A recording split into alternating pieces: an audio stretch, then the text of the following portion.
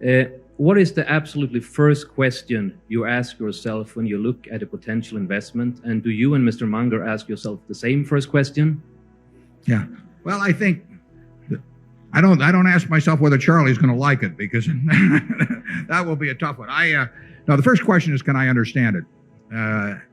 And unless it's going to be in a business that I think I can understand, there's no sense looking at it. There's no sense kidding myself into thinking that I'm going to understand some software company or some biotech company or something of the sort. What the hell am I going to know about it? I mean, I can.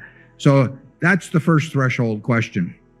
And then the second question is, does it look like it has good economics?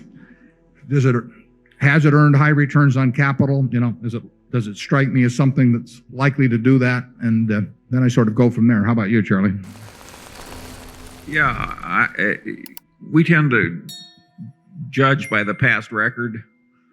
By and large, if the thing has a lousy past record and a bright future, we're going to miss the opportunity. Yeah.